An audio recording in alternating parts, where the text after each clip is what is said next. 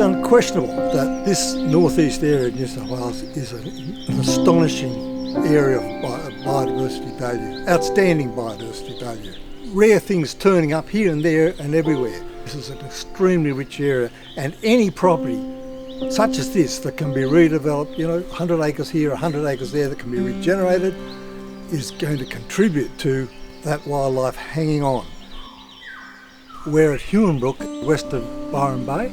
We've been here for nearly 50 years, and over that time we've been gradually reforesting the area. Now, the Bush Connect property, it was focused on a valley that was pretty much entirely lantana, and is now all regenerating rainforest.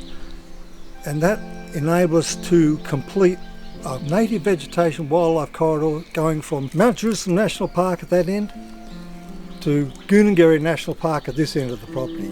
So we now have a native forest corridor established.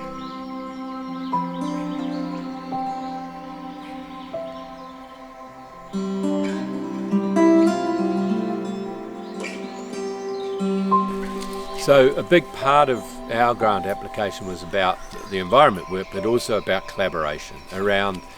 Often we work in silos in the environment world, and so this was an opportunity for our Wilsons Creek Landcare Group, Huonbrook Landcare Group and Goonengerry Landcare Group and Goonengerry Grass to bring the volunteers that work within those organisations together.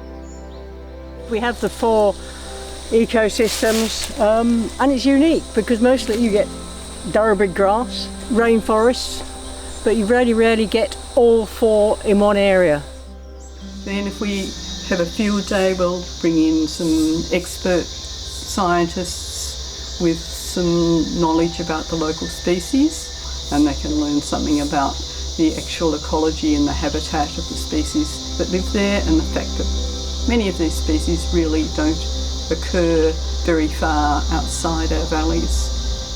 The reason that connectivity is so important is to maintain that ecological functioning across our whole landscape, and only with connectivity can our native plants and animals move from one place to another, disperse, find mates, pollinate, and all those kind of things are really important to keep those plants and animals thriving.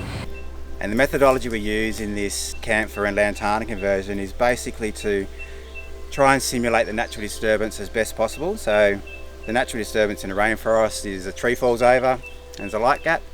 So when you get the extra light hitting the ground, that stimulates the germination of your seed bank in the soil.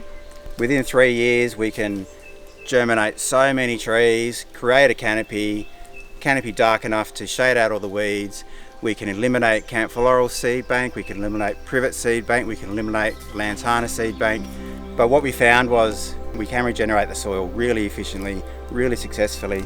Now we like to reintroduce species. So we either plant them or we direct seed them. So we collect seed and just put the seed on site. And what that does is that ensures the longevity of the project.